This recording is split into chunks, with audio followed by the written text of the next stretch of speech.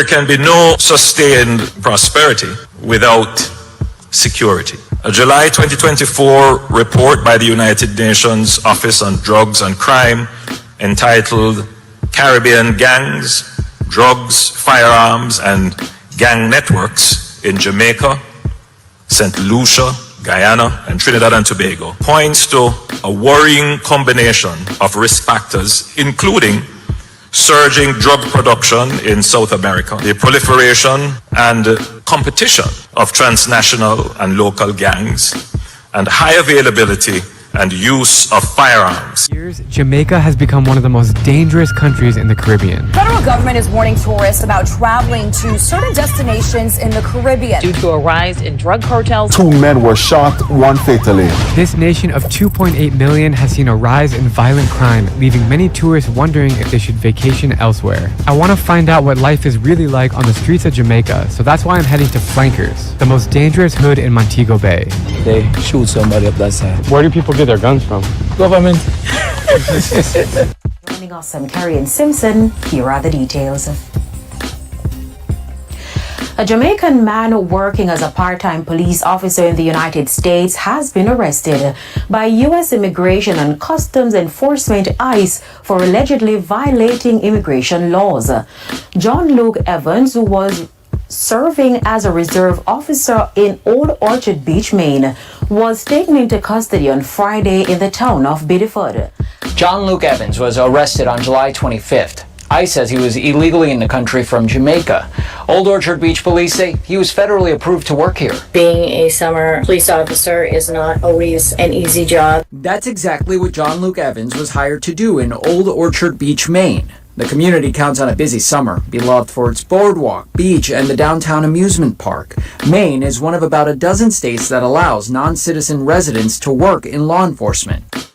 ICE has arrested a man that was working as a police officer in Old Orchard Beach. That's right. Not a criminal, actually one of the people that was helping stop the criminals in Maine. Jon Luke Evans not only had his work permit, but it was clear up until 2030. Chief of police says that they're going to investigate this, but yet they didn't put a stop to it. So I don't want to hear that this is just about the criminals. I don't want to hear any of that shit. It's about removing the brown people. Do that. Evans was arrested on July 25th.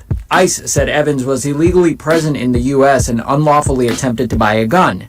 The agency says he entered the country legally in September of 2023, but overstayed his visa. ICE also said Evans admitted to buying a firearm for his job as a town police officer. That triggered the Bureau of Alcohol, Tobacco, Firearms, and Explosives, which coordinated with ICE to make an arrest. At 5 from an Old Orchard Beach police officer to ICE detainee. Immigration and Customs Enforcement has arrested an officer claiming he overstayed his visa. The department says his status was flagged when he tried to buy a gun. CBS 13's Anna Kuhn is live in Old Orchard Beach for us. And Anna, the police chief there says that officer got the all clear to start working. Yeah, Marissa, the police chief says that she submitted this officer's I-9 to the Department of Homeland Security and says the federal agency signed off on all of his documents and gave him the okay to work. And she says that she was told he was clear to work until 2030. I was very surprised. Many Old Orchard Beach residents say they're shocked to hear local police officer Jon Luke Evans was arrested Friday, detained by immigration officials. Immigration and Customs Enforcement say Evans was arrested after he tried to buy a gun and slammed the town in a statement over his hiring. The agency says Evans came to the U.S. in September 2023, but overstayed his visa when he didn't board a flight home to Jamaica a week later. And some locals applauded his arrest. If you come in legally, great, you know, but when it's time to go, it's time to go. And at the same time, if he knew, then he's definitely at fault and should face some sort of consequence. Maine law allows non-citizens to work in law enforcement. And Old Orchard Beach Police Chief Elise Chard says Evans' documentation was checked by federal agencies, writing in a statement that, quote, "We are distressed and deeply concerned about this apparent error on the part of the federal government." They did everything correctly. They got the paperwork in just as everybody has to do when you're hiring somebody new. Evans was sworn into the department as a seasonal reserve officer earlier this summer after the chief says he passed through training and background checks. As the two government agencies point fingers at each other, Old Orchard Beach police say the department is reviewing Evans' employment status.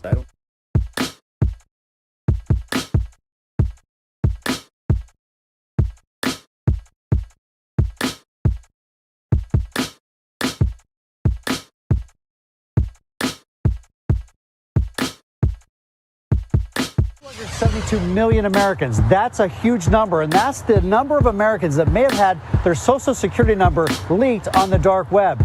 I'm News 5's Jeff Lefcooley outside the Social Security Administration office here in Lakewood, and we have tips for you tonight on how you can protect yourself. Data breaches are on the rise across the country, and for Clevelanders, it's a concern. The latest breach involving National Public Data, a background check company. Because like the Social Security number is use it for everything. I go get a job, I need Social Security. I sign up for a credit card, they need Social Security. I mean, I think it's scary. I don't want anything mine stolen. National Public Data released details last month of the incident, which is believed to involve a third party that was trying to hack into its data in late 2023, with potential leaks of certain data involving names, email addresses, phone numbers, Social Security numbers, and mailing addresses in April and this summer. This is clearly one of the largest breaches that we've seen, just based on the pure volume of personal data and records that have been compromised and exposed. Cybersecurity expert Steve Stransky says this kind of breach is different because it involves Social Security numbers, and the damage can be extensive if it's not caught early. So unfortunately, when a threat actor or a criminal has access to an individual's Social Security number, there's a lot of different accounts and accounts that they could access and open in the consumer's name. It was a massive, large-scale program to import as many illegals as possible, ultimately to change the entire voting map of the United States and disenfranchise the American people and make it a permanent, deep blue, one-party state from which there would be no escape. We found 1.3 million of them already on Medicaid voter registration records. And we found people here registered to vote. In this population, yes. And who did vote? And we found some by sampling that actually did vote. And we have referred them to prosecution at the Homeland Security Investigation Service. Yeah. DOJ has now removed 9.9 million from the Social Security records who are listed as more than 120 years old and are set to remove roughly 2 million more. 5 million Americans just got exposed. Their Social Security numbers and bank data are allegedly for sale right now. A hacker named Jack Back is claiming to sell a massive database of 6.5 million U.S. Social Security numbers with linked bank account information. It's being advertised in a CSV format dated January 15th, 2025, and reportedly includes everything needed for identity theft, financial fraud, and phishing attacks. While this leak hasn't been verified yet, this kind of data could fuel for synthetic ID fraud, account takeovers, and targeted scams. And yes, Social Security numbers plus banking info together means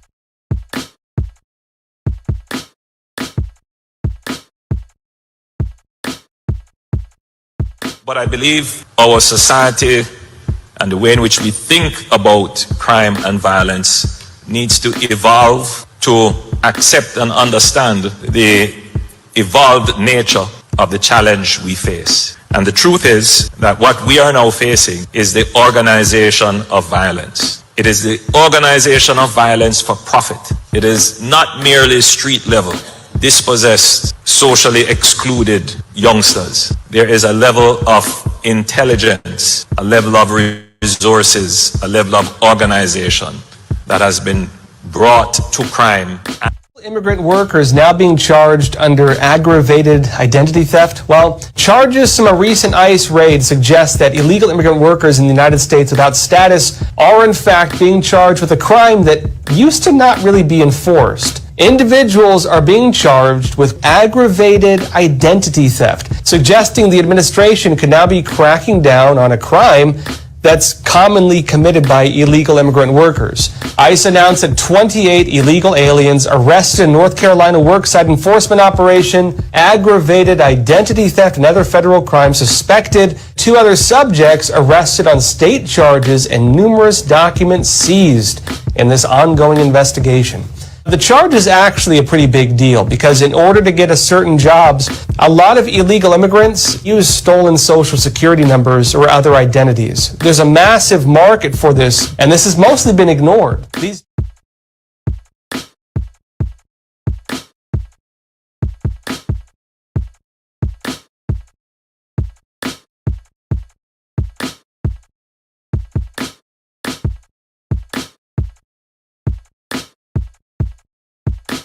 OOB's town manager says before they hired Evans, he provided all the necessary paperwork to be a reserve officer and passed a background check.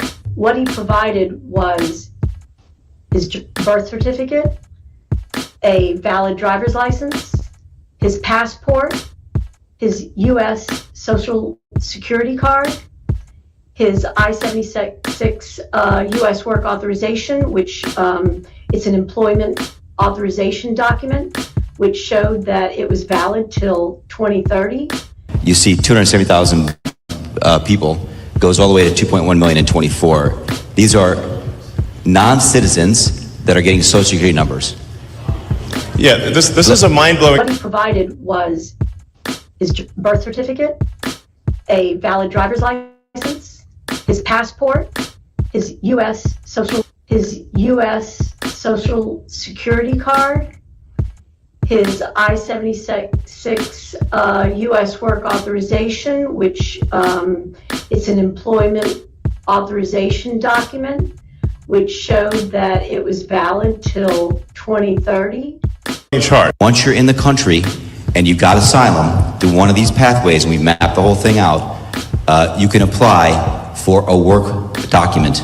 You file a 765, it's the work form. You get this form called the 766, that's the authorization, and then Social Security Administration automatically sends you in the mail your Social Security number. No interview, no ID. We did everything that we would normally do and everything we are required to do, and we were given the okay that he was all set to work. We would never give somebody who was not vetted and not approved, we wouldn't first of all hire them, and second of all, we would never give them a firearm. And second of all, we would never give them a firearm. Writing, quote, "The fact that a police department would hire an illegal alien and unlawfully issue him a firearm while on duty would be comical if it weren't so tragic." Police chief says the department ran his information through the Department of Homeland Security's E-Verify program. It allows employers to check if potential employees can legally work in the country. I'm not sure what other system that they would want us to start considering, and if there is one, then they need to communicate.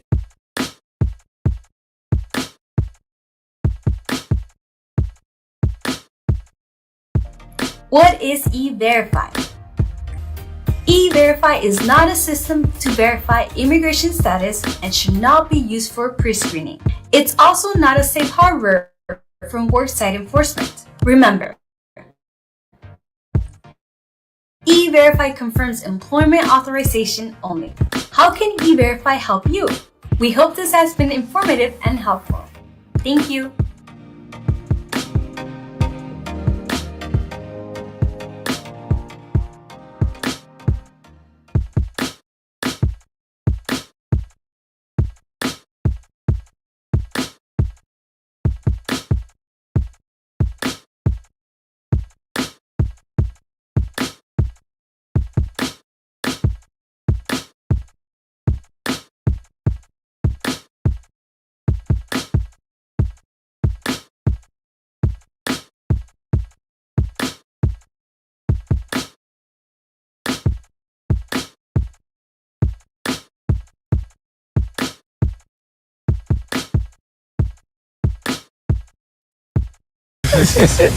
Joining us on Carrie. Okay. Any questions? Okay, so thanks for coming. Just kidding. Hey, welcome back. It's been a while, and it's good to see you all. I see a lot of people in the chat. We have a lot to talk about tonight, and there's a lot to talk about. And I think that's the problem, and almost by design, is we move on from these issues so quickly that I slowed down these last 2 weeks and I dug deep on an Epstein part that I am going to release to you. And while getting ready for that Epstein episode that is ready to go, I came across this story and I figured, okay, little quick story, let me get down to it. But then when I started digging into it, I realized, oh, this reminds me a lot of New Mexico. Oh, this reminds me a lot of Illinois. Oh, this reminds me a lot of Michigan, Washington, New Jersey. So I dug a little deeper. 4 days later, here we are. So what do we find? Well, let's address the issue first. But before we do that, let me just say hello to the people who have taken the time to be here. There we go. And if I do any kind of messed up technical things, I will do my best to keep on track, but we are going to do it. We're going to cruise. So Karen Bracken, welcome. Thanks for asking. Right when you put that, I started the show. So thank you. And Prayer X10, thank you for reposting the stream. Appreciate it. Welcome aboard, Kona Town. Good to see you. Steve Ladner is back down here in deep southwest Texas. You're more likely to be robbed by people who wear the badges than anyone. Well, apparently that's the case up in Maine. Now, look, I don't know much about Evans, Jon Luke Evans, if that is his real name. We'll get into that. I will say that they don't know much about him either. Okay, and that's part of the problem. So I hear you, man. I think that's a problem all over. And I think this is an important story to come out. I do believe in providence. I do believe that God gives us little nudges and says, hey, don't lose track of the ball, because think about it. Like, no one's even talking about Epstein anymore. No one's talking about Ukraine, even though we seem to be ramping up over there. No one's talking about some things that I think we should talk about over in Maha land. Other episodes, other shows. But the point I'm making is this. You start spotting things are wrong when the media and the powers that be want you to move along from it. Look how quickly after Pam Bondi went to Judge Rosenberg and said, hey, release those Epstein files. And then the judge said, no. That was it. That was the last we heard about it. Maybe there's something more out there, but it's not in the headlines. I did a piece on that in my Substack. You should check it out, about the relationship between Rosenberg and, while Bondi was Attorney General, Rosenberg's husband was the Florida state attorney who oversaw Jeffrey Epstein's probation and house arrest. Different story. Point being, getting off of that current, those rapids of news is really important, because it lets you focus on the little things. It's kind of like aim small, miss small. So I focused on this. Now, full disclosure, I actually was raised in Maine, not too far from Old Orchard Beach. I frequented that beach. I love that beach. I didn't love all the some of the overweight Canadians that always wore these thong bikini underwear things. As a little Mainer kid, that was kind of gross to me, but hey, teach their own. And then, so I grew up maybe 40 minutes away from Maine. From the time I was 4 years old to the time I left for the military when I was 18 in 1992. I know the area well. Old Orchard Beach is beautiful, still is. But it's beautiful because, it's Maine used to be this place where it was very, I don't know, like not xenophobic, but like the kind of people that said, hey, don't bother us. We don't want to get involved in all that other stuff. The KKK found this out in the 80s when they went up to Maine, to Deering Oak Park, to hold a rally. I guess they looked at the demographics and said, hey, there's a bunch of white people. They're going to love us. Now, they got run out of town by two biker gangs called the Iron Horsemen and the Mountain Men. That's how Maine used to be, but now Maine has been infiltrated. It's been infiltrated by a Marxist governor, one of Janet Mills, who even welcomed Xi Jinping back in like 2015. When there was a big Seattle dinner that they all went to. My wife and I went to Maine in 2022, where she was giving a speech about bodily freedom and choice, about the vaccines. And we literally got stalked by this member of the Communist Party. It was weird. They had this whole setup going. I got it all on video, so I'll feature that sometime. But they were actually going to do something. They had a white van down there. I spotted it. I had Naomi's employee take take them in another direction. And again, had it on video because I was providing security to her that day. So I just happened to film it all. But I'm shocked at what's happening in Maine and all over the country. So what does it mean? Well, look, I think it's more than just a screw up. And I do believe that the Elise Chard, the police commissioner who hired this guy, screwed up. And I'm either wittingly or unwittingly, but I don't know. We'll get into that. So let's do a summary of the story. And let me get you down there, Steve Ladner. Good to see you. Make sure I didn't forget anyone. No, I didn't. Got them all. Oh, and Anne. Anne, hello to you too. Thanks for coming. All right, so make sure you get over to Rumble and follow the show. If you're not there already, you can go back to X and watch it there. Also, make sure while you're here, you check out, you could go over to the Substack. I just posted one tonight that I'll update it with all the links to what I'm going to show you. But go over there, and that's where I'm going to start writing up these episodes. I've started doing it finally, so it's good to do.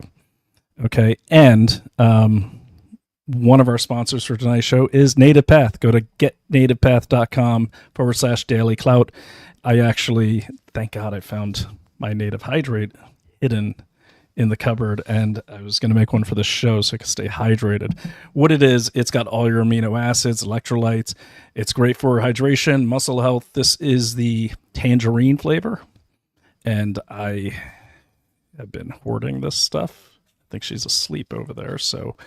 but what it is, it's just one scoop. I'm going to put it right there in my fizzy water and mix that up and stay hydrated through this whole show. It's great too when you wake up, especially on these hot summer days, and you take some of this, you can feel like your body just filling up with that good electrolytes or whatever the heck. I don't really understand the science of it. I know when I don't have this stuff, I don't have as good of a day. Get your Native Path. Go to getnativepath.com/daily clout. Okay, I'm going to try to slow down, and that way Sean, our producer, can clip some of this easier. Great guy. So let's get into it, and I will have to interrupt for some sponsors in a bit, but you can't go wrong with our sponsors. They're awesome. So, all right. So what's going on? Okay, let's do the... oh, look, more people. Blue Wolf, good to see you. Heidi Sampson from Maine. I'm glad you're joining us. Heidi Sampson is fantastic. And Heidi, by the way, if you want to call in, I could just hold the phone up to the speaker. I could send you a link if you want to hop on this late at night. It's totally up to you. Very good friend, was a representative up in Maine. She knows exactly what I'm talking about. Came in 666. Good to see you, man. All right. Do I have everyone? Yes. Check it all out. That's all good. All right. All right. So here's the situation. We had this guy named Jon Luke Evans was hired by the Old Orchard Beach Police Department. And he was apparently an illegal alien from Jamaica. So the story goes like this. He overstayed a visa, according to ICE. He overstayed a visa from 2023 and made his way up to, I'm guessing, Massachusetts first, because apparently he had a Massachusetts driver's license, and then got hired by the Old Orchard police force. So Old Orchard Beach police force. So how's that work, right? I mean, who would be so stupid? Yeah, they did. Okay. So if you saw that opening video, what you saw was this argument, and the argument has become about the E-Verify system. Okay, so everyone who's had a corporate job or any job that required a salary and you got benefits, you know what an I-9 is. That just says you're legally authorized to work in the United States. How's that work? Well, the way that works is it's just comparing that social security number matches that name to which that social security was issued. Now, that seems fair, but that's not a background check. And I can speak with some authority on this because I ran a private detective agency for about 10 years, overlapping some other work I was doing. And background checks, that's big business. Okay. And I can't imagine doing a background check for just an I-9. It just makes no sense, because all an I-9 is saying is like, okay, John Smith is who's attached to this social security number is legally authorized to work. So that entity is legally authorized to work. But it says right on the E-Verify forms, and also on the video you saw, that video is from the E-Verify training that they're all supposed to take. It's publicly available. It says it is not pre-screening. It is not to be used to verify citizenship. Now, I know that sounds a little confusing. I'm not going to get too into E-Verify, because to be quite honest, at first I was starting to empathize with the chief over there, saying, well, this isn't that clear. You know, this is not that clear, and it's not. But then again, common sense is clear. Okay, so you heard the state manager, or the town manager, say he had all these documents. He had his Jamaican passport. Boom, big red flag. Where's his American passport? She said he had an a Jamaican passport, a Jamaican birth certificate, and a license from Massachusetts, which is really easy to get. But it's a cop. It's a police officer. There's mandatory checks, and I'm not just going to speak to that. I'm going to call it up, because I spent days looking at this. So let me pull it up. I am going to pull up a very sloppy Word document. I didn't have time to get the notes ready, but I could not put this show off anymore. Okay, so I cover everything. Okay, so first, let's just try to track it. Why would he go to Massachusetts? I don't know. But I'm guessing, I think I know the reason why. Because, see, in Massachusetts, you don't need much to get a license, apparently. It says, according to the Massachusetts website, and if I don't get these up in time, I will put them in the description, don't worry. But it says on the Massachusetts website, the standards for getting a driver's license are super easy. Basically, what you need to get a state driver's license versus a real ID in Massachusetts is you need your visa, and then you need that's about it. Like a visa, and then you need a social security card, or you need something that says the notice that says you were denied a social security card.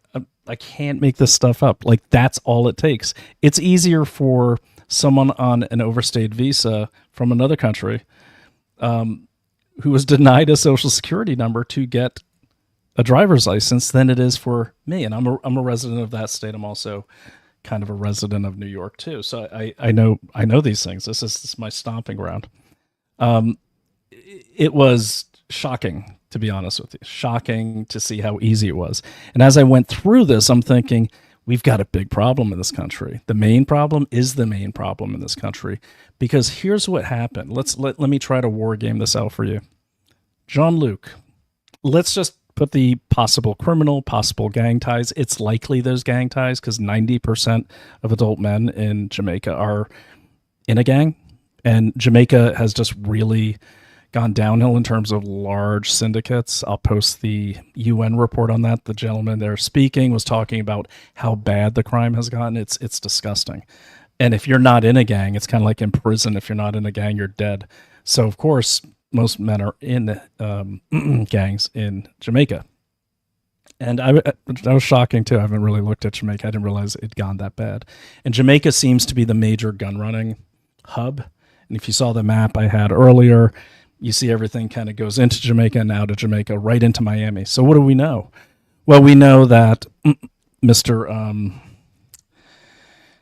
Evans came through Miami Airport sometime around October, November, December. I'm not sure how long they get their visas for. So he came through the Miami Airport and then made his way to Massachusetts. So in Massachusetts, what happens here is I could see why he went there, because easy to get a license. Thank God I found the files. All right.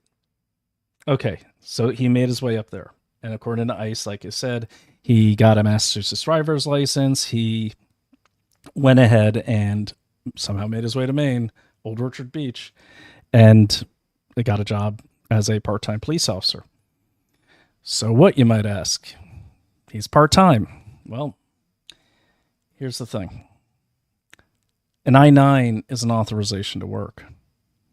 But every state has a constitution. And I'm not talking down to you guys. I'm kind of talking down to Elise there. Every state has a constitution. Every state has a legislature. Every state has statutes. Those statutes govern what the different departments are allowed to do. So, for instance, when I had a private investigator's license from Virginia, that was governed by the Department of Criminal Justice of Virginia. That's where my license authority came from. Same thing for police. They fall under, I think, public safety in Maine. They fall under agriculture in Florida. Detectives, but it's the same licensing. Like, you can't just go and be a cop. And that's what everyone seems to be missing here. Everyone's like, it's the I-9. No, it didn't work. I-9's never been a verification tool. So, and it's clear. But Maine has their own standards, and that's what no one's talking about. So, will Elise Shard get away with saying, well, I didn't know, my bad? I doubt it. She shouldn't, because that's dangerous. But she can't get away with it at the state level. She can't. And here's the reason why. All those regulations are clearly stated on documents that have her name. So what I'm going to do is take some questions while I'm pulling up these files so I can get them ready for you, and we can fly through them. But it's clear as day. And that was a shocking thing about this investigation that I found, was that she's lying, plain and simple. She's lying, plain and simple. Because there's no way she did not know that she had to submit fingerprints and a background check of their own to the FBI. It says it on her application. Okay? And there's no way she would say it's okay to give him a firearm, because guess what? He didn't have enough training. And they said in the Facebook thing, oh, yes, he did. Oh, no, he didn't. And they're going to have to address this up in Maine. So while I'm getting this pulled up, I'm just going to have to share the Word document with you because, all right, let me take some questions. Are there any questions in the chat while we're there? And I see, oh, this computer is terrible. Am I frozen? Give me a thumbs up or something. If not, it's terrible. Okay.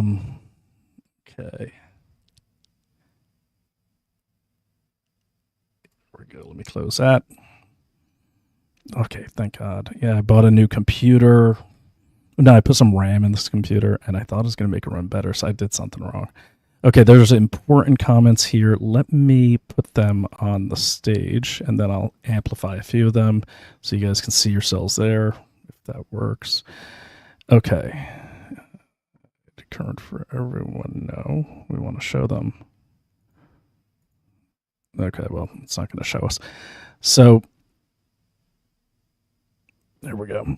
All right, so, hi, Brian. Okay, so Rep. Heidi Sampson says Maine is in trouble for sure.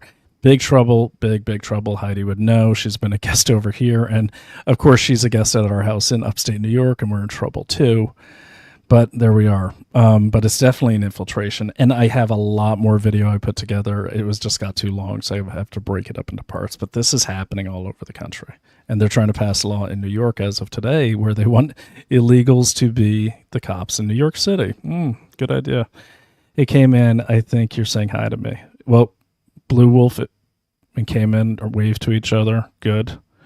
Steve Ladner, city leaders in the border town of Laredo, Texas, pay themselves huge salaries while most of the population depend on welfare and food stamps. Yeah, you know, it's the same thing in Maine, too. Maine is not a wealthy place unless you're a summer homer. Growing up there was really no, you could see the middle class kind of shrinking, and it became a big divide. So it's a lot of the same thing. And I think also what has happened here with a lot of these blue states, especially these little law enforcement towns, I think they just got away with a lot under Biden probably Obama, but mostly under Biden, where like this is sloppy beyond sloppy. Like literally, she just literally put a badge on this guy, and it's very clear. Let me show you here. I got the file. There we go. Size of files. Okay. Start me nuts. Hold on, guys. All right. So, anyways, yes, it looks like she just got this guy a badge and said, "Yeah, this guy's going to be he's going to be a cop." Now, it does appear that he was kind of hanging out around town, right? Because there's another guy named Brent Kinney. I tried to locate his business. I couldn't find it, but Brent Kinney is a local business guy. He has something on the pier, some sort of restaurant on the pier. And he's like, "Oh, he's a great guy, man. I hired him." Well, that's great. He's a great guy. A lot of people, I'm sure, thought Hitler was a great guy, but probably don't want him being your police force.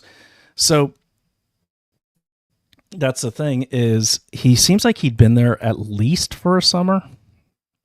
And I don't know. Maybe I need to call on the ladies for this one. I won't say the comments that we were saying at home last night, but we're looking at this. So here is, I'll just share the window with you guys. Here we go. So here's the window I'm going to share. God, I am so out of practice. Aha. Okay. There it is. All right. Okay, so here is the pictures I collected off their Facebook. Now, if you see here, maybe I'm overreading it, but I don't know. There's something about that pink. I mean, I don't know, ladies in the audience, that means something there? Like, is that, what's going on here? He seems pretty happy. She seems not saying anything. Don't know. I'm just saying, he had none of the training. So here's what they said. June 16th.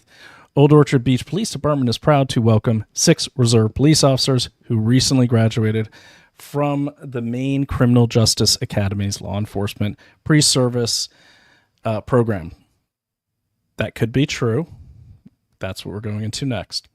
These officers have completed extensive training and are now eager to serve our communities and guests. That's just fantastic. All right. That's on their Facebook. I will put that in the comments. Okay. So she seems a little chummy with this guy. And I'm just looking at some of these other guys. They don't seem that happy. So what I did is I went to the Criminal Justice Academy's graduation video and YouTube channel. No, he did not graduate. I'm not saying he didn't do the 40 hours, but let me show you exactly how this works. Okay. Here we go. Okay, so LEPS has 3 phases. There's phase 1, there's phase 2, there's phase 3. Okay, phase 1 is 40 hours of online work. Keep that in mind. Okay, so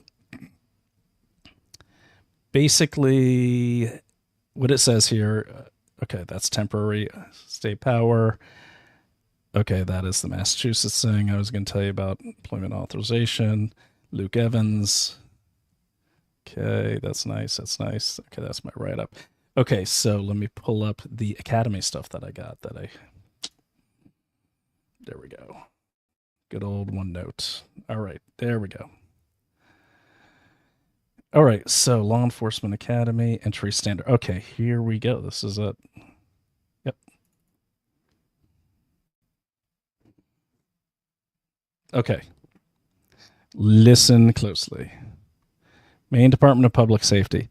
In-service hours, for those of you who don't know, in-service is when you already have a job, you have to maintain certain credits. Lessons online planning. Where'd it go? I put up the wrong link. Sorry about that. Let me call up the other one. Okay. Background application, China, Jon Luke, and part-time minimums.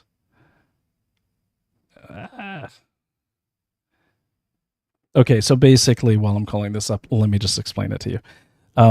What it is in Maine, you have to go through the Law Enforcement Academy to become a police officer. Okay, you can't just be friends with the chief. You have to do that. So what does that mean?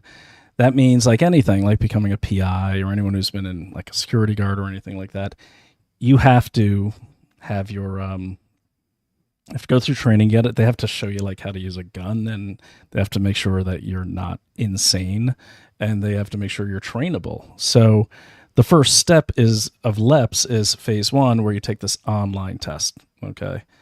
And the online test does not make you eligible to be a police officer, either part-time or full-time. And that is the key of this argument right here. So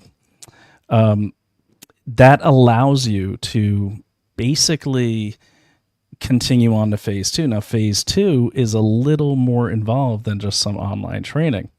What phase 2 is that's actually time that you go to the academy, and you have to get the training, and that's where they teach you how to use a gun. So you have to actually graduate from this more involved training to be a police officer. Okay. Phase 1, which they appear to have graduated from, is not enough. Okay. Good. I found it. Damn. All right. Yeah, that is the one. Okay. So we have part-time and full-time. Okay. So you guys ever get something ready and it seems so clear to you while you're putting it together, and then you see it on a live broadcast and you're like, where is all my stuff?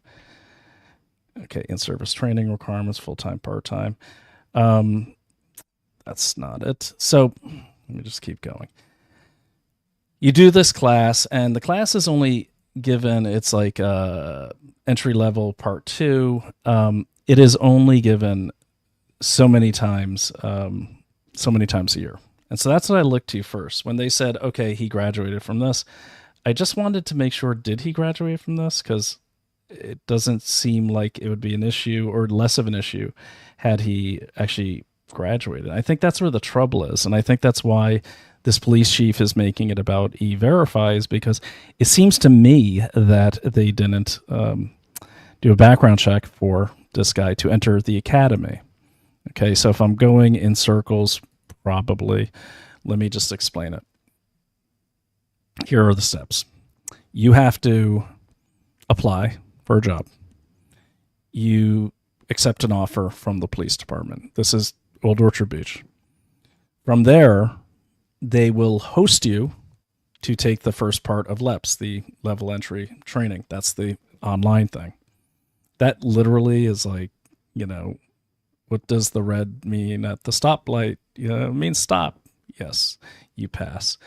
Then the other one is you get that, and then so you pass that, and that seems to be what they passed. Then you go to phase 2. Okay, in phase 2, that's like basic training. All right, and that's only after you graduate that are you authorized to carry a firearm. Caveat being, he's an illegal alien. He's on an overstayed visa, regardless of what the I-9 says, regardless of what that 766 worth authorization says.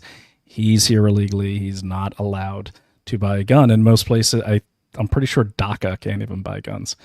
So that's the key thing to remember there. At the state level, she violated the law. At the federal level, she violated the law. You're not supposed to give people that, you go to jail for those kind of things. It's the same. It's worse. It's like if I gave a gun to a 10-year-old on the street and said, have fun. That's basically the same kind of thing she's violating. Okay, so there's that. And then once you get into that, then you are allowed. Oh, found it. Thank God, guys. There we go. Okay, there, found it. I'm so happy.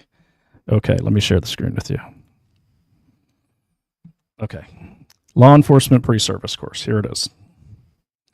Okay, so you can find this on the main website if you just look up the Law Enforcement Academy. And sorry, it's so hot in here. We're up in the mountains right now. So, all right, let me read it to you. The LEPS is the entry-level 3-phase training program to become a law enforcement officer in the state of Maine.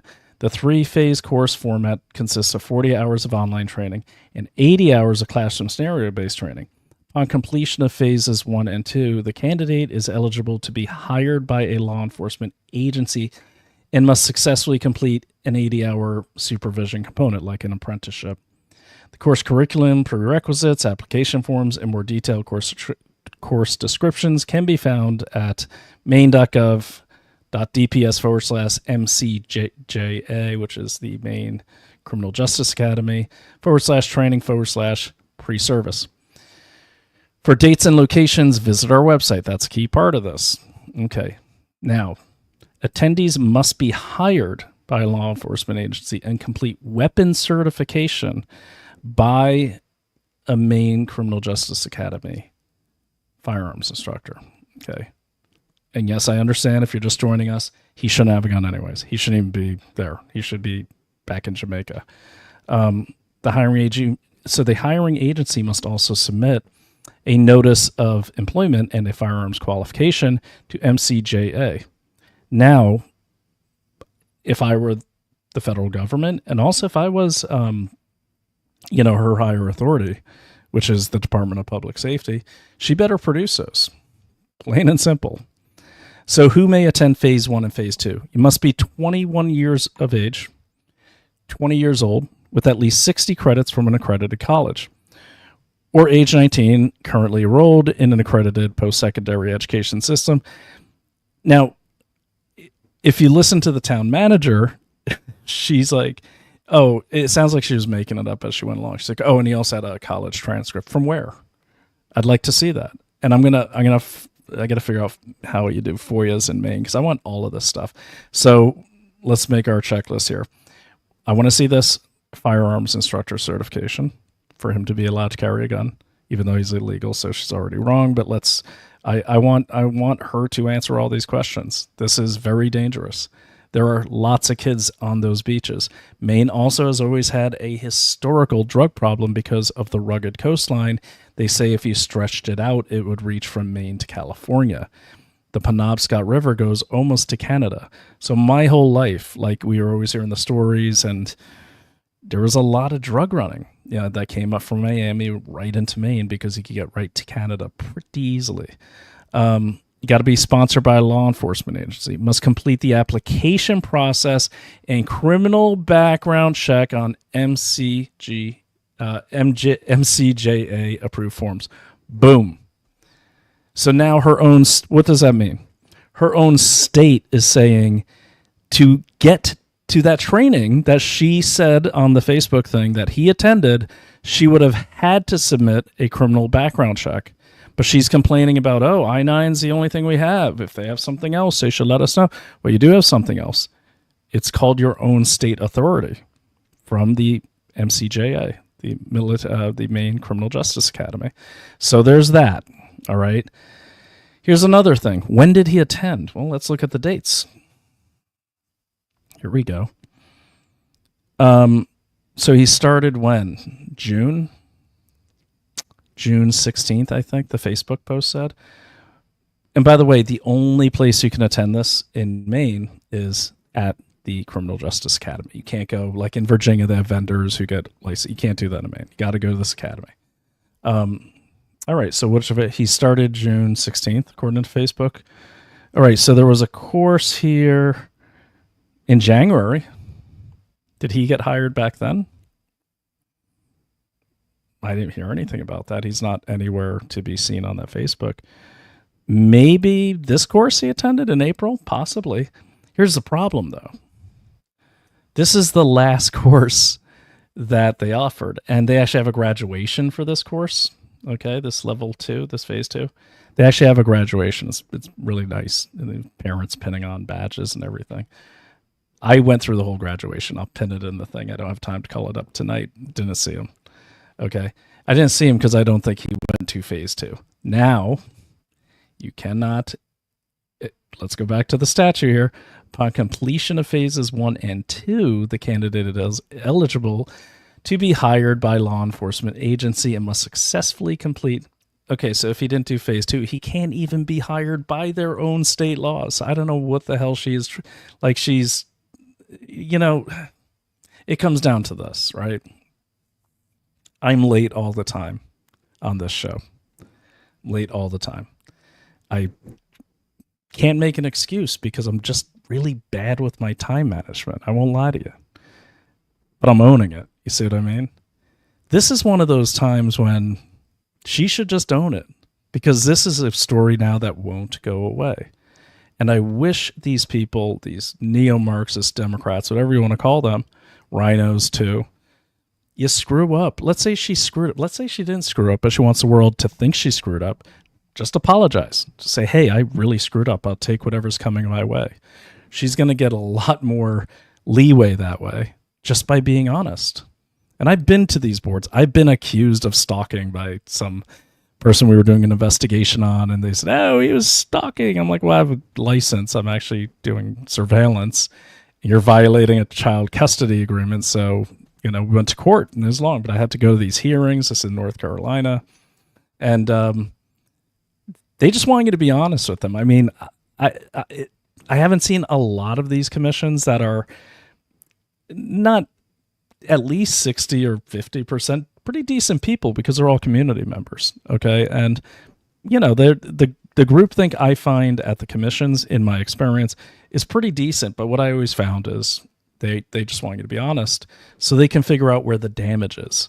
They're not, their primary goal is not to get the chief in trouble. I'm sure there's some political ends to that, but their primary goal is to find out, okay, you hired this guy. Do we have an infiltration problem? Do we have organized crime in the police force? That's what the commissions are for at the disciplinary level, is to, yes, get bad eggs, bad seeds out of the police force, but also to find out, okay, is there any other damage we should know about?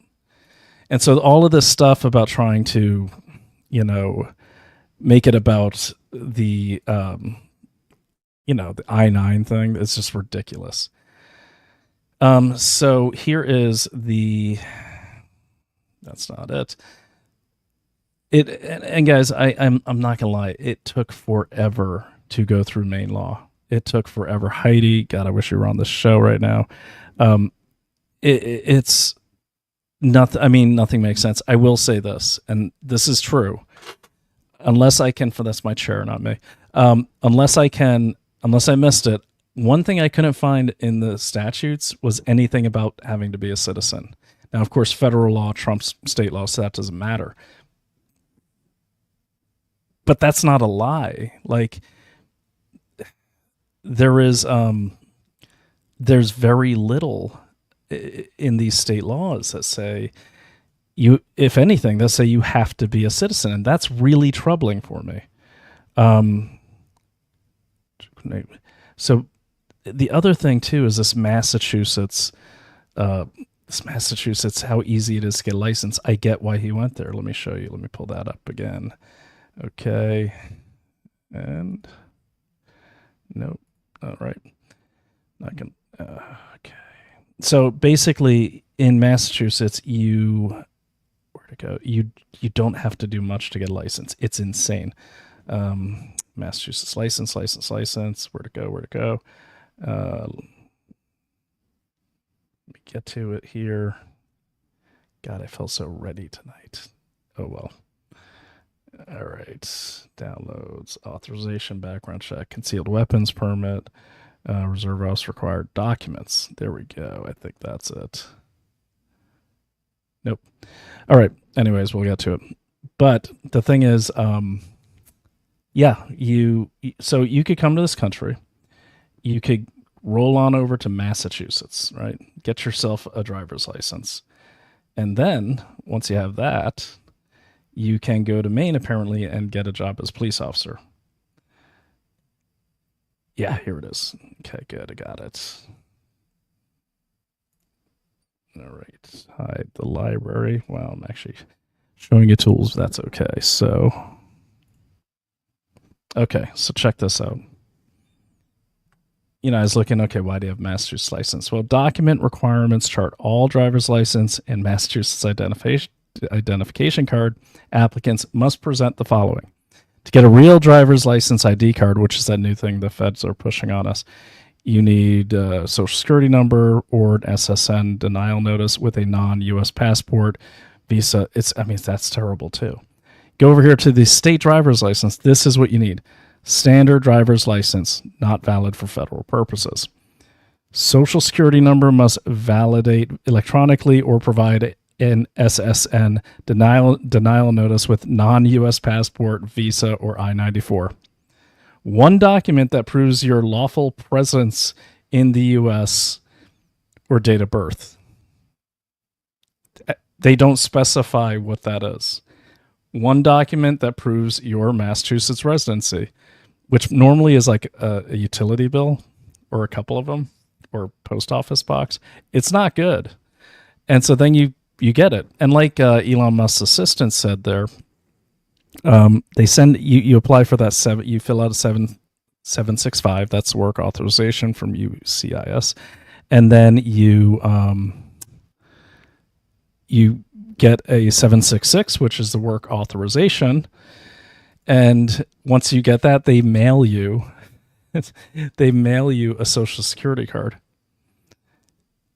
Now, this is really troubling because it's harder for U.S. citizens to get most of these things than it is for, illegal aliens. It just is. And, that's it. So that's part of the problem. You get the course and yeah. Okay. So, and so you could get it. So basically, I guess the point is you can pretty much come to this country still because there's so many laws, so many problems that were left behind by the Biden administration that you can pretty much just kind of walk into this country and do whatever the hell you want. Okay, that's what seems to be the case. So, all right. Now, let me pull this up for you. I went to Maine state law and I had to look this up too.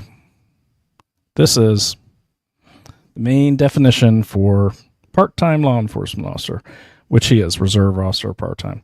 Part-time law enforcement officer means a person who possesses a current valid certificate issued by the board pursuant to section 2803 and to perform duties as part-time law enforcement officer and does not possess any other type of current and valid certificate issued by the pursuant to the section. Okay.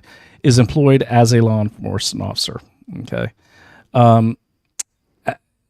Is allowed to work. Works not more than 4. So that's like just the basic definition of that. But it's like with all laws, you kind of have to like piece them together, and that's what we're doing. Okay. Now, that also falls under part-time temporary enforcement powers that were put on the state legislature for militias.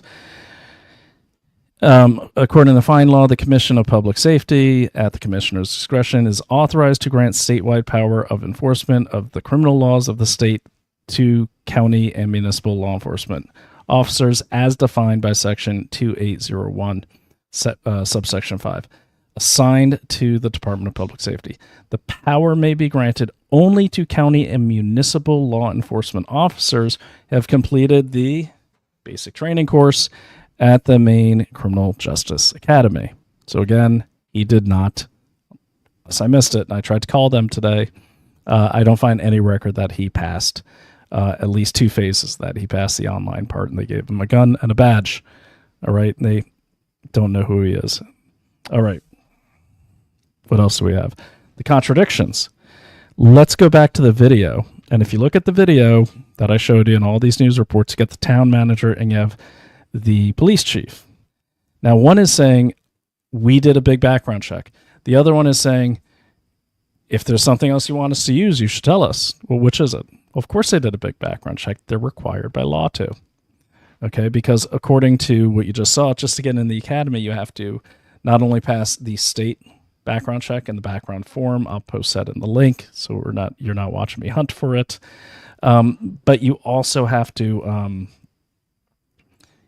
submit fingerprints. It's not rocket science. And that's why I guess this case just kind of blew my mind, and it really shows you just where we are at here. it's just like a non-issue. Like it shouldn't even be in an argument in non-crazy times. Okay. Because you always have to get fingerprinted. You have to get fingerprinted to be a security guard. And they're trying to say that you don't have to be fingerprinted to be a cop. Of course you have to. And you do. And that's usually handled by the states. And it is in the state of Maine, the same thing. Okay. Really quick, let's look at the chat so I can kind of get my footing here. I'm really off balance, but I'm owning it. Okay, so here we go. Deep South, we got lots of people here. Steve Ladner says, the country is setting a powder keg, and we have immature children playing with matches. Well said. Steve Ladner, do you know what cowboy poetry is, and are you a cowboy? Because I used to be married into a cowboy family, and if you are one or you're just naturally gifted, they're always great with words. That's actually really a really well-written thing there. I'm going to actually keep that one. That could be, this country is sitting on a powder keg, and we have, yeah, that's really good. Okay, this country is setting, yep, and then people that have no duty to protect anyone but themselves and not concerned about you. Yeah, that's true. Look, I think everyone should protect themselves first, then their families, then their community. The problem with a lot of Marxists is their lives are a mess, but they want to go fix your life even if it's perfect. That's the problem. And you just got to, my rule on life is clean up one mess before you start another one. But that metastasizes into what we see today and just these ridiculous, insane laws. So let me see. Okay, I've traveled the world on my job.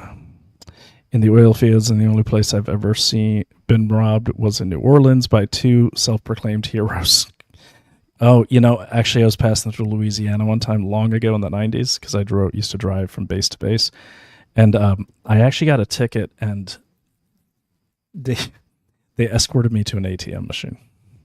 No joke. I couldn't believe it. I mean, I was willing to pay because I didn't want to go to jail or whatever they were going to do. But yeah, I've seen it, but I think this is worse because we're going to do a more organized, better special on the Jamaican gangs. But it's like, if you look at these, like, look here, like, this is 2024, I think, or this report is 2025.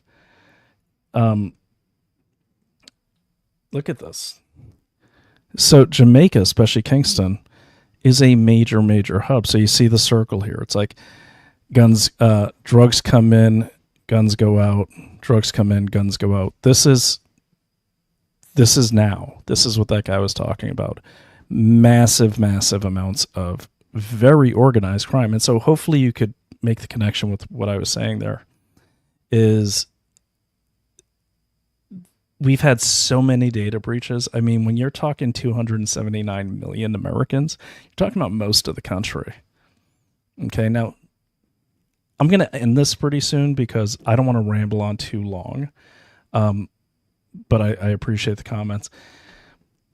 And I want to maybe do this. I'm gonna review this again when I'm a bit more organized. I just wanted to get it out tonight just because I kept putting it off. I was trying to get it perfect. But the point is, like, I was thinking at first when I saw this, Jamaica, well, he shouldn't be here, but it could be worse.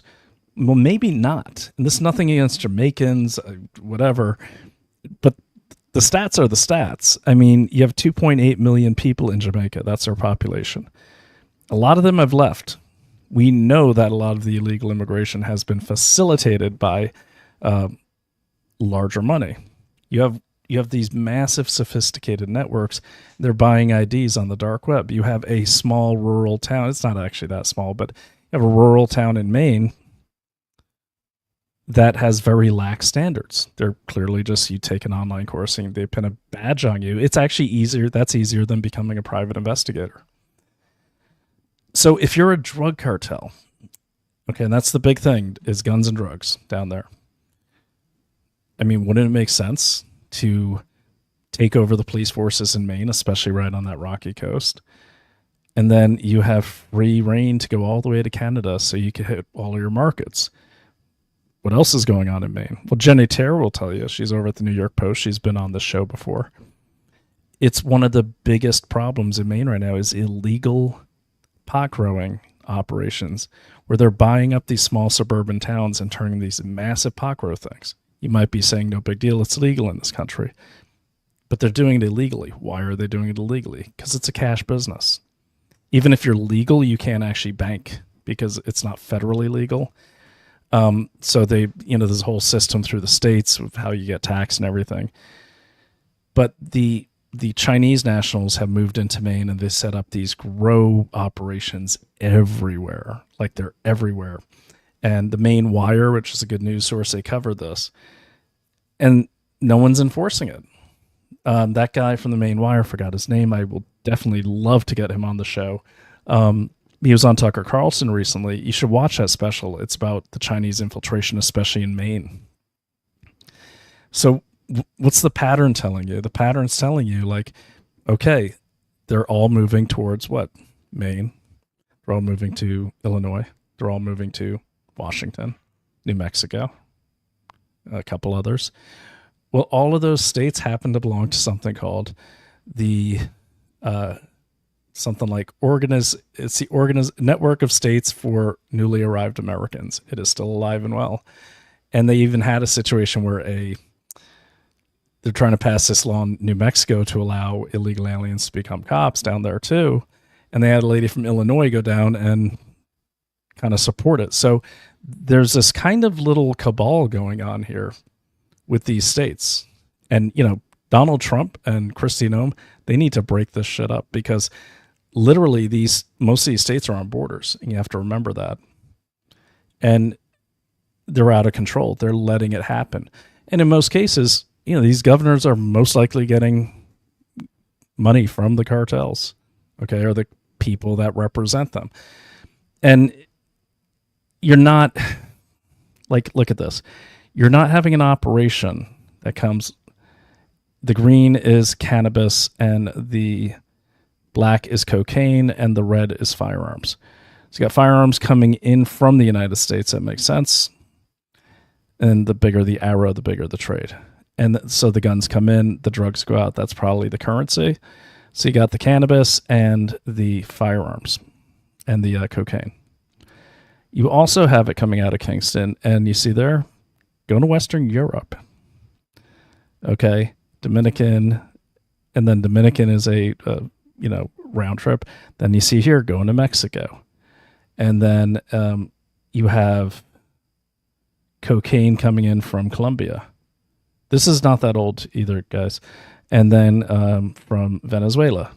So you see it all centers on Jamaica. So when that's the case, and when like 90% of the adult males in Jamaica reportedly are in gangs, you don't give a guy a gun when you don't know who he is.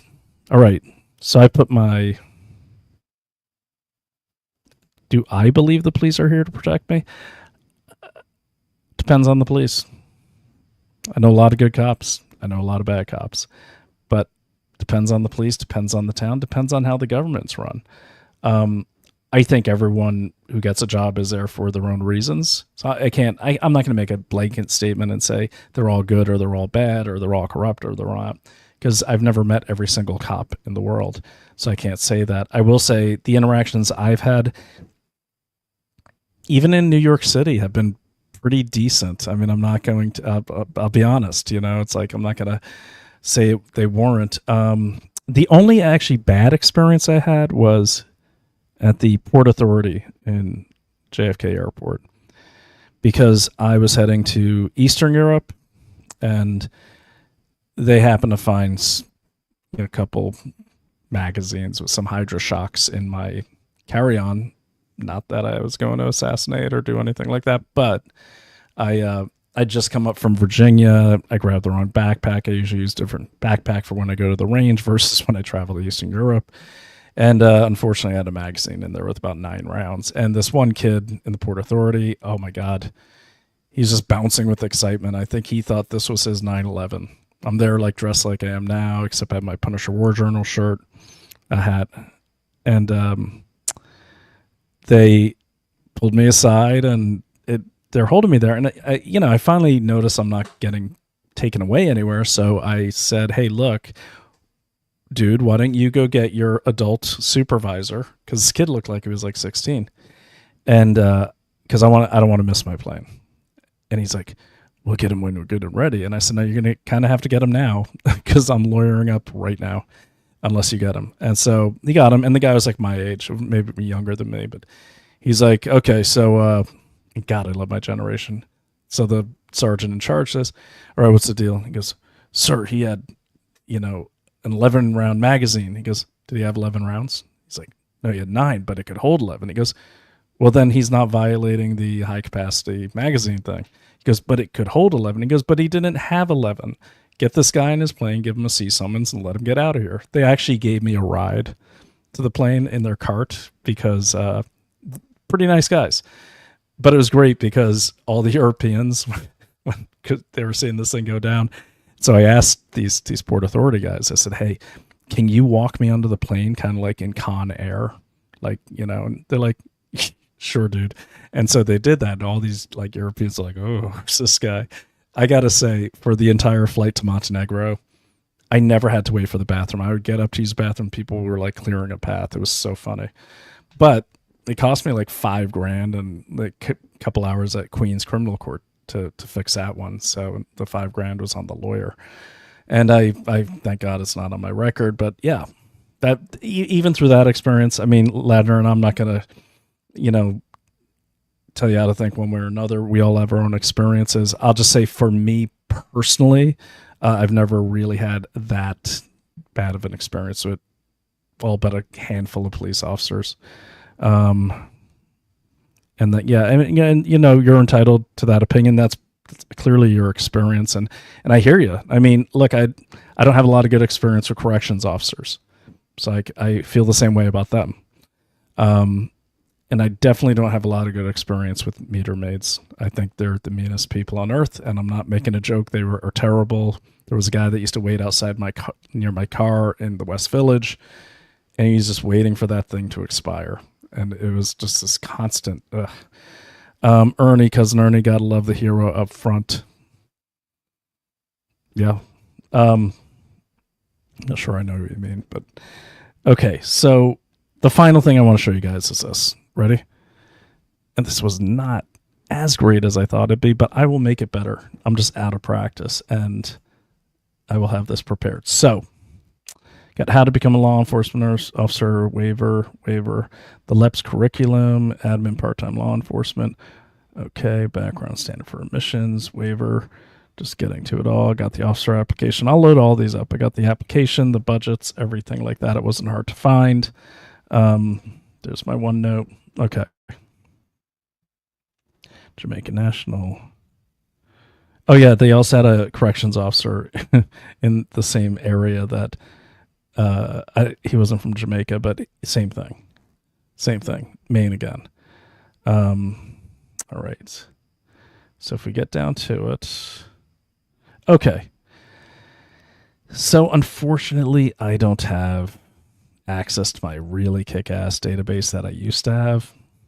But I figured, okay, let's say I'm okay, let me ask you guys. You're an Old Orchard Beach police chief.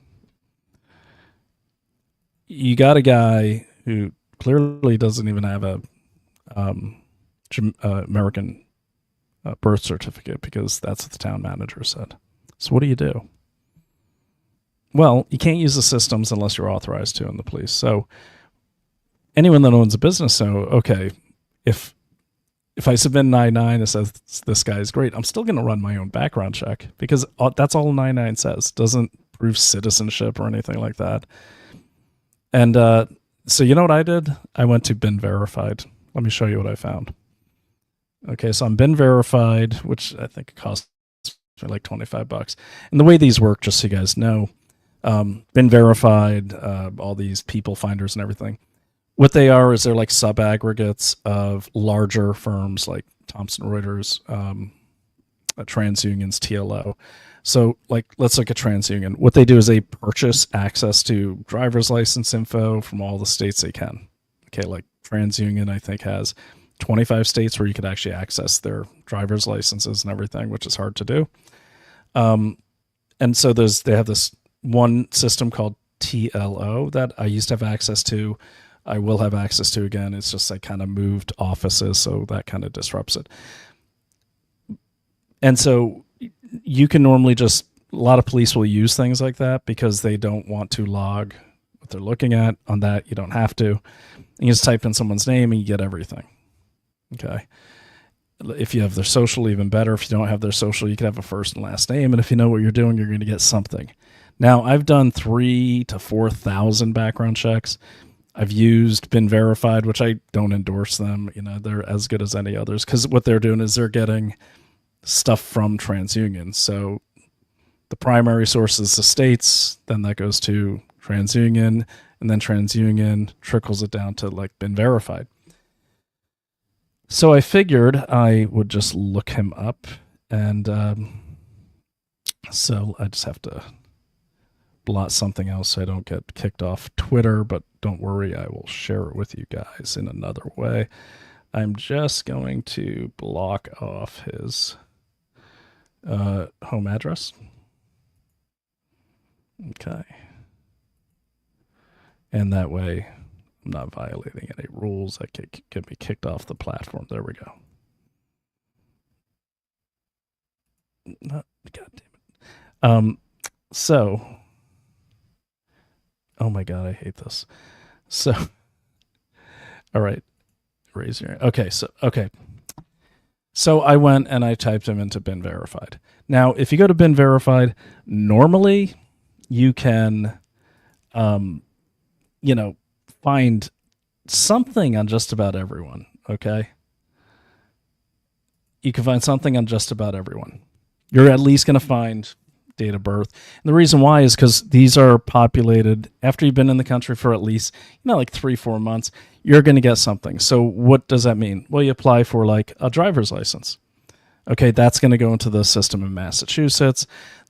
As we all know, they sell a lot of that data not only to like TransUnion, but that it gets sold out to different marketing firms. Ever notice how many weird emails and texts you get after you get a driver's license? That's what happens. So normally you get something. If you've been here for 1, 2, 3 months, you're going to have at least an address, at least a phone number. Now, this guy's been here since 2023, October. Now, if I were the police chief, I would have checked something, Google the guy, something. He's been here since 2023. Here's what I found on Been Verified. This was actually shocking. Because sometimes it's not what you find, it's what you don't find. And when you don't find anything on someone, what does that mean? It means they're using an alias. It means it's not their real name. Okay, let me show you. Here are the Been Verified results. All right. Jon Luke Evans. This is the same guy I checked everywhere. There's no other Jon Luke Evans in Maine, in Old Orchard Beach. All I got on this guy was the name, his address in Old Orchard Beach, which is a shack. Looks like a typical place that, refugees might live or something. No positive relatives, no possible neighbors, no possible associates, no possible jobs, no possible education, no possible usernames, properties, automobiles, nothing. There's nothing except for a name, and look at that. The age is non-applicable. So I'll end it with the question of this. It's not, and let me preface this by saying, the argument is not, is the I-9 working? Is the Verify working? That's not the argument here. The argument is, who is this guy? And how did he get a job on the police force when there is nothing on him? Nothing but a name. Not even an age, and he's been in the country for almost 2 years. This is what people should be concerned about. This right here.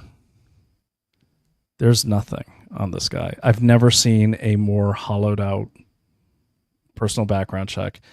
That didn't take long. They have better access than I do. But even on Been Verified, and I've tested it. I tested it against a guy who used to work for me who just moved here from Spain. Like in a week, he had like at least 2 pages on him. Okay, and he gets those. When you don't have anything, that means you're using an alias. It also and why is that? Because clearly it's not registering even anything from Massachusetts here. Now there's privacy laws. I get that. It's clearly not registering anything in terms of a lease. Utilities, there's nothing here. Like when you see possible relatives, what they're doing is they are going to take this address here and they're going to see who's lived there before as far as associates, relatives, neighbors. This one, because it doesn't even have neighbors and there's clearly neighbors there, that means someone just put that in his file. This seems like a made up person. He doesn't seem like a real person, certainly not a person named Jon Luke Evans. I tried the variations of Jon Luke because he's from Jamaica, the French influence, blah, blah, blah. I mean, any PIs out there, anyone who's done any sort of background investigations, you normally get more than this even on people that just turned 18. This is ridiculous. And you're telling me that chief didn't think to just do something like this, just a simple background check. And they're saying they have 155 pages of documentation on them. I'd like to see it. I'd like to see it.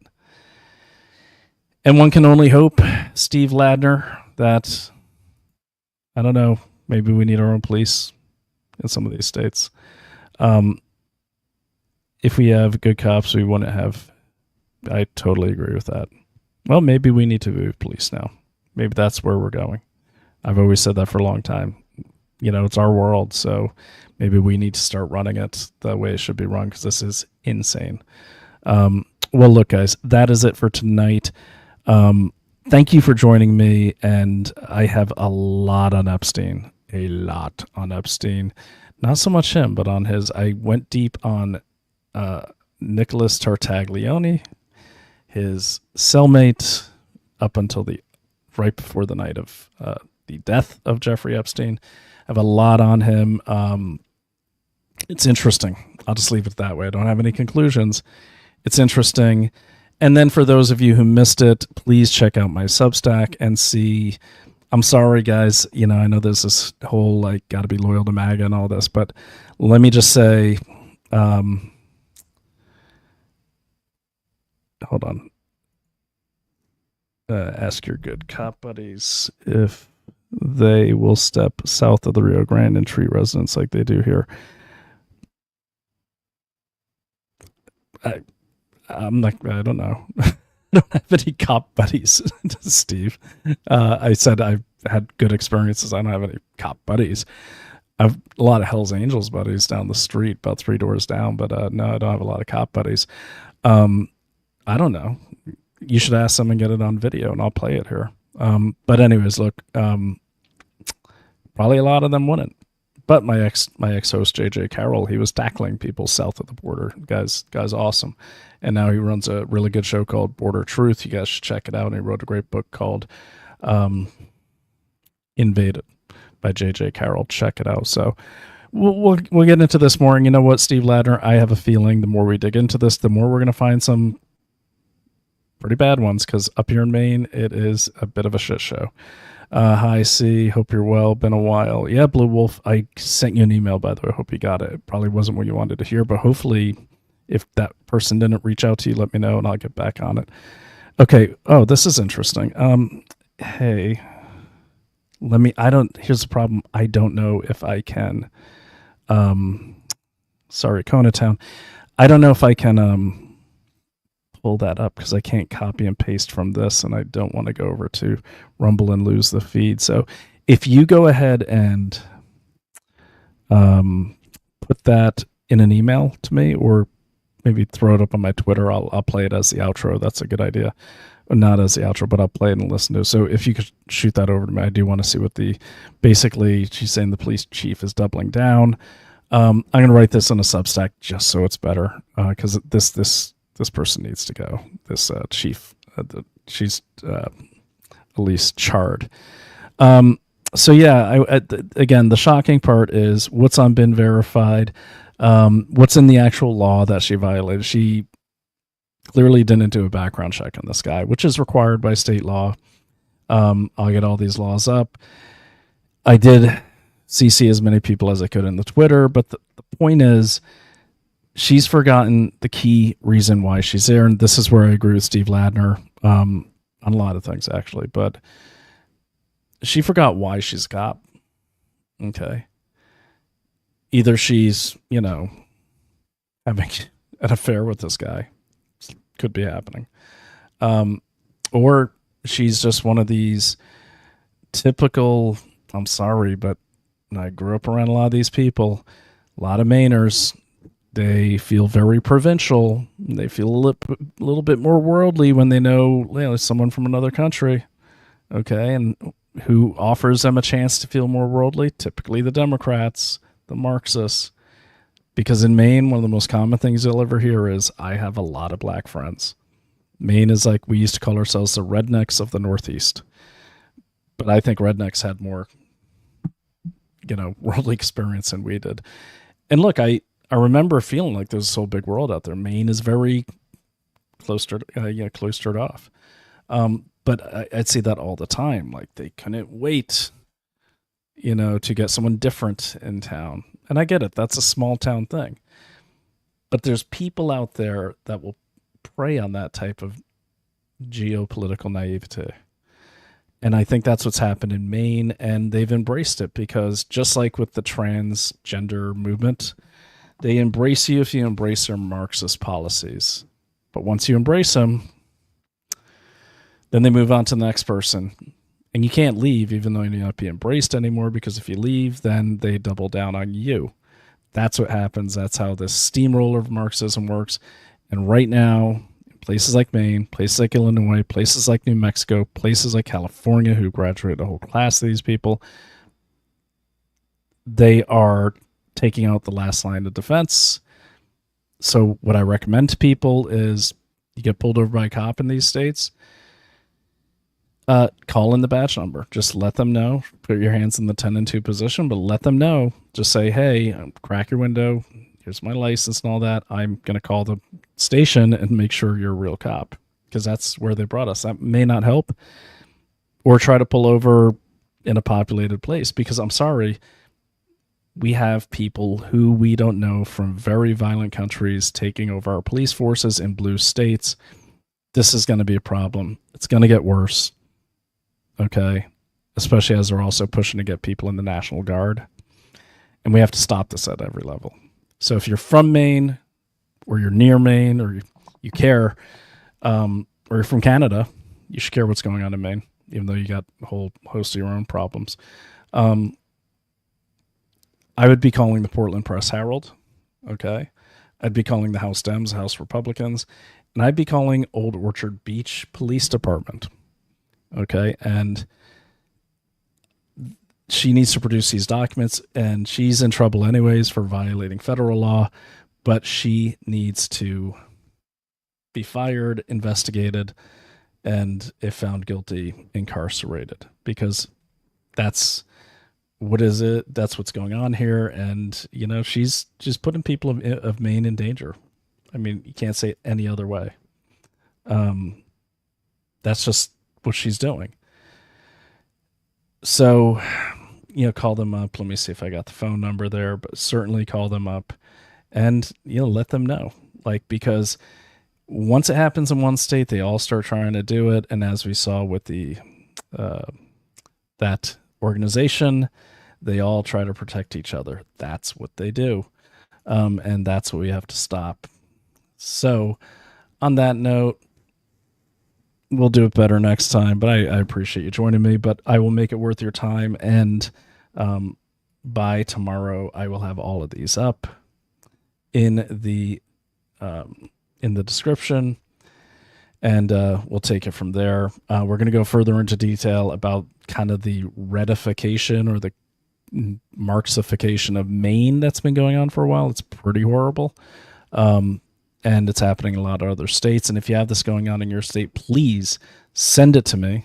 Okay, email at brian@dailyclout.io. And by the way, I do have a new project I'm starting. That's another reason I've been absent. You will see it. It has no affiliation with Daily Clout at all, but you will see the public results of our work, which is all about public due diligence and protecting the economies you shop in. It's going to be pretty cool. And I've been setting it up for the last few weeks. Got a team of people looking forward to that. I can't tell you what it is on this channel because, again, it has no affiliation with my wife or Daily Clout at all. I won't even tell her what I'm working on just because I don't want to. And, you know, she doesn't need to know. And, you know, she probably wouldn't want to know.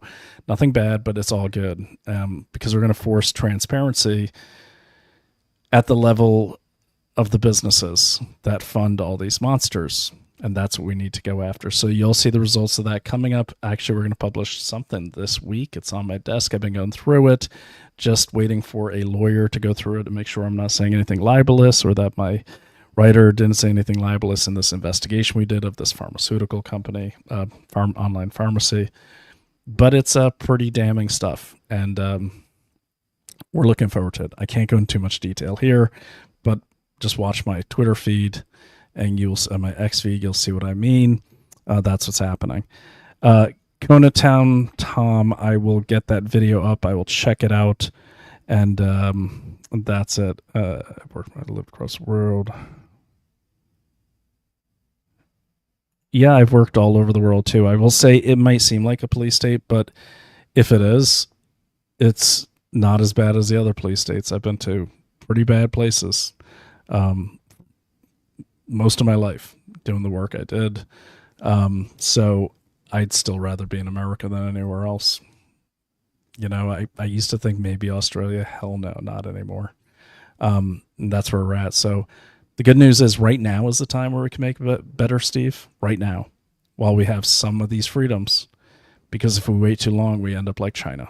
We end up like England, the way England's going right now. And it's just not good. So we could hate it and we can gripe about it, and that's good, and we have to get it out. I get that, but we have to do something about it. That's what I'm doing with this new project. That's what we're doing down in Brooklyn, working with the leader of the Trump Republican club that they set up, my buddy Jimmy Wagner, Naomi's buddy too. He a great guy, and he's getting candidates out there. Steve Bannon called it the revolution in Brooklyn. So I like what they're doing down there, and even getting a little support, morally at least, from maybe more in different ways from Dexter Taylor.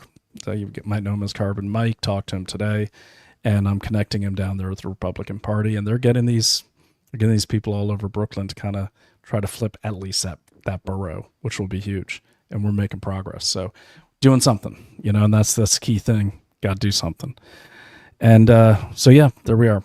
Guys, have a great night. I appreciate everyone chatting. Steve, I really appreciate you too. I'm glad you're you know, that's, I know how you feel, man. And it's like, you